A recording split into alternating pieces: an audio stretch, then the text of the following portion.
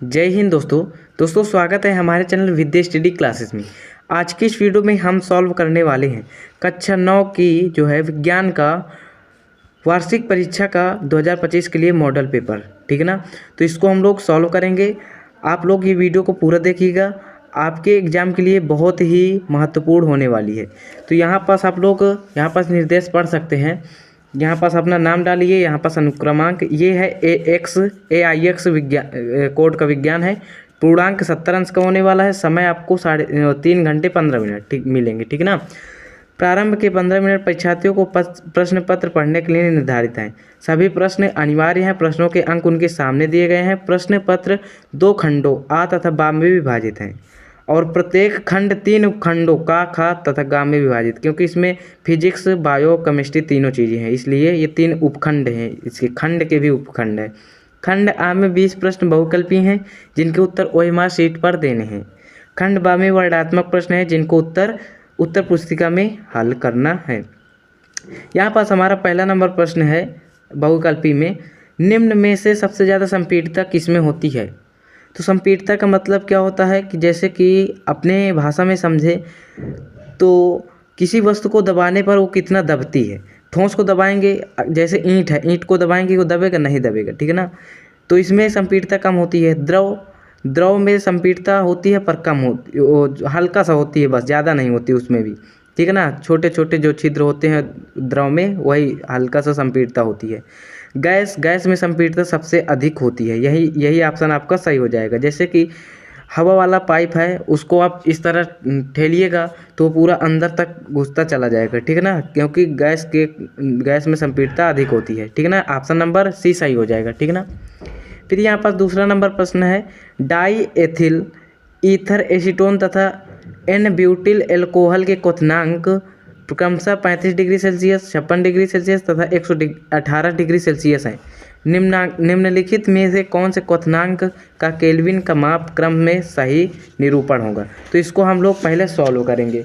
तो देखिए, आप लोगों ने एक फार्मूला पढ़ा होगा। क्या फार्मूला होता है? C बराबर यानी केल्विन पैमाने पर ताप बराबर होता है सेल्सियस पैमाने पर ताप बराबर केल्विन पैमाने पर ताप -273।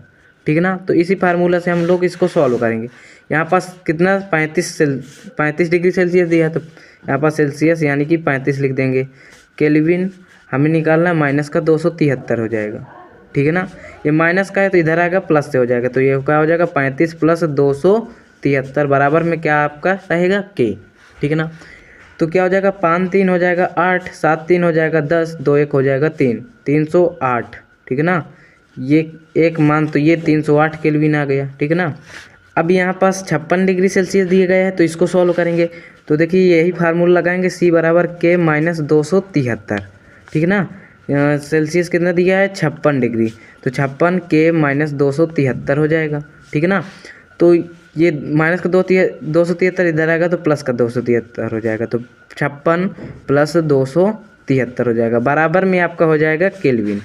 तो इसको जोड़ लीजिए, 6 3 क्या हो जाएगा 6 3 9 और 7 5 12 की 2, 2 1 3 हो जाएगा बराबर में K। एक केल्विन आ गया 329। अब यहाँ पास एक सेल्सियस दिए गए हैं 118 डिग्री सेल्सियस, तो इसको देखते हैं। तो C बराबर क्या होता है K -273। तो क्या 118 डिग्री सेल्सियस दिया गया है, तो यहाँ पास K -273 हो जाएगा। ठीक है ना। तो ये हो जाएगा 118, ये माइनस का इधर आएगा प्लस का 273 हो जाएगा बराबर में हो जाएगा आपका K। ठीक है ना। 8 3 हो जाएगा 11, 7 1 8, 8 1 9 हो जाएगा, 2 1 3, तो यहाँ पास 3 हो जाएगा। ठीक है ना बराबर में K। तो क्रमशः कितने हो जाएंगे आपके उत्तर? क्रमशः उत्तर हो जाएगा, पहला आया था आपका 308 केल्विन, फिर आया था आपका 329 केल्विन, फिर आया था 391 ये वाला केल्विन। तो ये जो आप में जो भी ऑप्शन मिल रहा है वही ऑप्शन सही हो जाएगा। तो यहाँ पास 391 यानी कि 308 329 391 ऑप्शन नंबर C मैच हो रहा है, यही आपका सही उत्तर हो जाएगा। ठीक है ना। अब इसी प्रकार जो है हम इसको रखते हैं साइड में। यहाँ पास हमारा तीसरा नंबर प्रश्न है, ठोस विलयन का उदाहरण है लकड़ी, पीतल, नमक का जलीय विलयन, इमल्सन। देखिए नमक का जलीय विलयन, इसमें जल रहता है। ठीक है ना। ये जल एक द्रव होता है। यहाँ पास ठोस की बात कर रहा है। तो ठोस ठोस जो है, जो पीतल बनता है वो ठोस ठोस से बनता है। तो यहाँ पास आपका ऑप्शन नंबर 20 सही हो जाएगा, ठीक है ना। फिर यहाँ पर चौथा नंबर प्रश्न है, सोडियम का रासायनिक प्रतीक क्या है, ठीक है ना। SO, SD, Na।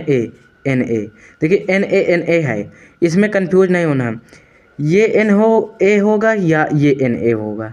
देखिए कैपिटल का मतलब ये N अलग है, ये A अलग है, और ये तो होगा ही नहीं, ठीक है ना। क्यों? क्योंकि ये अलग है, N का मतलब दूसरा है और A का मतलब दूसरा है, और इस Na का मतलब है कि एक ही चीज़ है, ठीक है ना। तो ये वाला Na सही हो जाएगा, ठीक है ना। अब यहाँ पास पाँचों नंबर है, रदरफोर्ड के एल्फा कण प्रकीर्णन प्रयोग के परिणाम स्वरूप खोज किया गया। किसका प्रयोग खोज किया गया? तो ऑप्शन नंबर C सही हो जाएगा, परमाणु में नाभिक की खोज जो है की गई थी।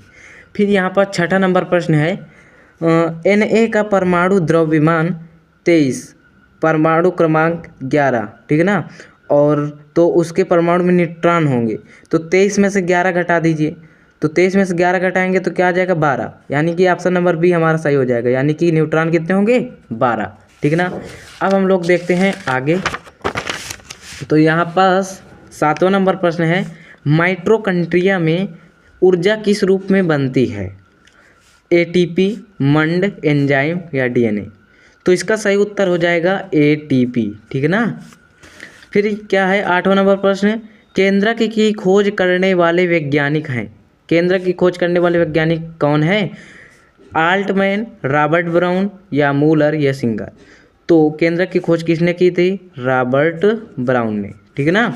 फिर यहाँ पास 9वां नंबर प्रश्न है, पौधों में जल का परिवहन होता है फ्लोएम द्वारा, जाइलम द्वारा, A और B दोनों या स्टोमेटा। तो इसका सही उत्तर हो जाएगा आपका जाइलम द्वारा, ठीक है ना। फिर यहाँ पास 10 नंबर प्रश्न है, स्थूल, यहाँ पास आप लोग को दिख रहा होगा, स्थूल कोण ऊतक मुख्यतः बनाता है, क्या बनाता है, अधश्चर्म, अधिचर्म, फ्लोएम या आंतरिक बलकुट। तो इसका सही उत्तर हो जाएगा आपका अधश्चर्म, ठीक है ना।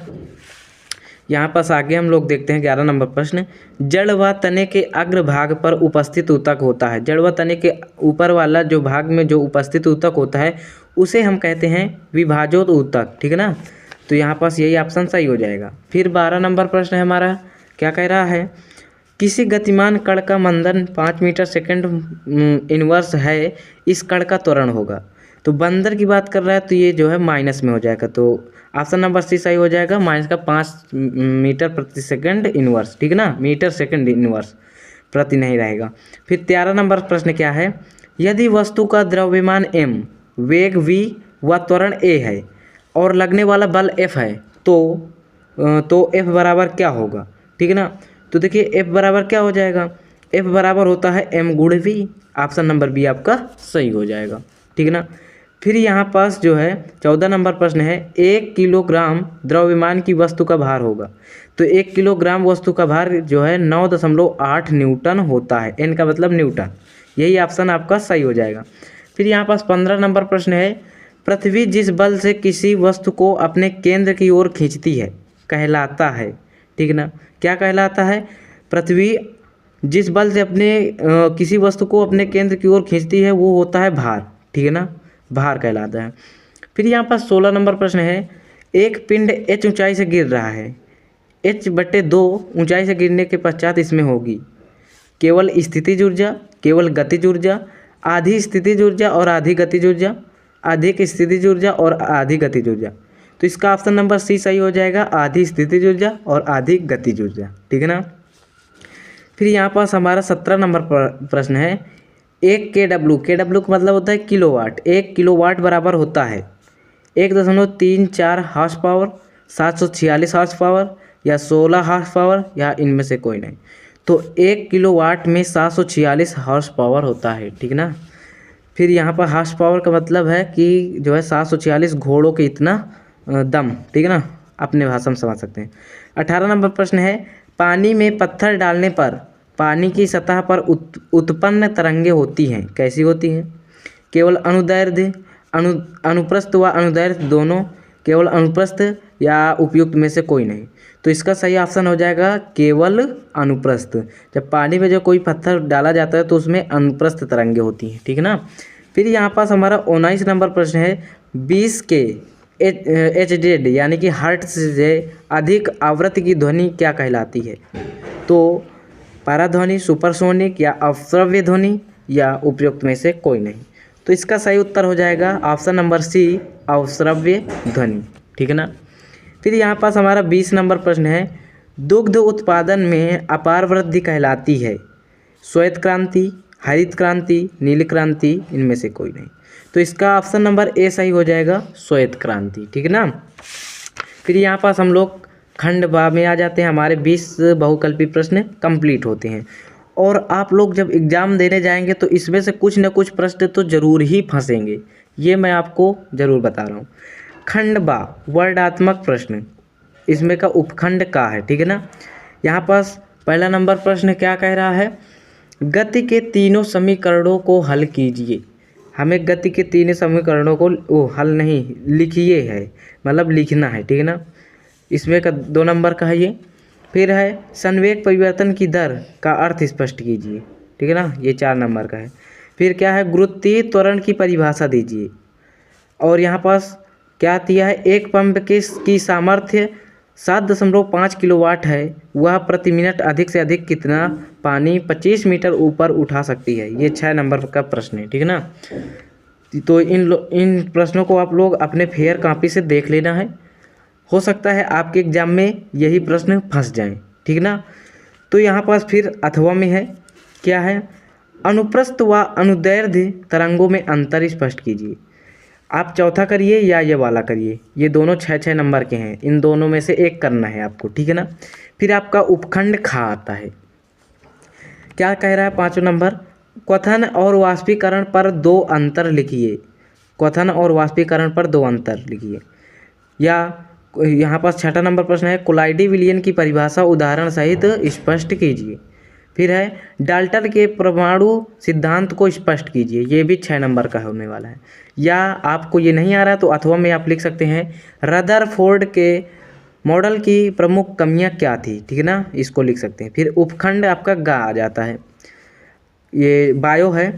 8 नंबर का है, वो 8वां नंबर है, प्लाज्मा झिल्ली तथा कोशिका भित्ति में 2 अंतर स्पष्ट कीजिए, ये कि 4 नंबर का होने वाला है। फिर 9वां नंबर है, जाइलम तथा फ्लोएम में अंतर स्पष्ट कीजिए। आपको अंतर स्पष्ट कर देना है, ये भी 4 नंबर का होने वाला है। तंत्रिका कोशिका का सचित्र वर्णन करिए। यहाँ पास आपको तंत्रिका कोशिका का सचित्र वर्णन करना है। अगर ये नहीं आ रहा है तो आपको अथवा में दिए गए हैं, पशु पक्षियों के पोषण के लिए आहार की क्या क्या विशेषताएं होनी चाहिए, ये आप कर सकते हैं। ठीक है ना। ये 6 नंबर का प्रश्न होने वाला है। फिर 11 नंबर प्रश्न है आपका लास्ट नंबर प्रश्न, क्या कह रहा है, पशुओं की नस्ल सुधार के लिए प्रायः कौन सी विधि का उपयोग किया जाता है और क्यों। ये आपका 6 नंबर का प्रश्न होने वाला है। और यहाँ पास आप लोगों के सारे प्रश्न होते हैं कंप्लीट।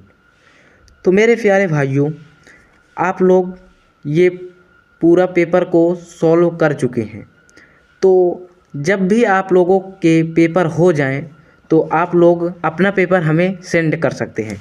आप लोग हमें इंस्टाग्राम पर, ठीक है ना, इंस्टाग्राम पर मैसेज के द्वारा भी भेज सकते हैं, और या आप लोग हमें टेलीग्राम के द्वारा भी भेज सकते हैं। ठीक ना।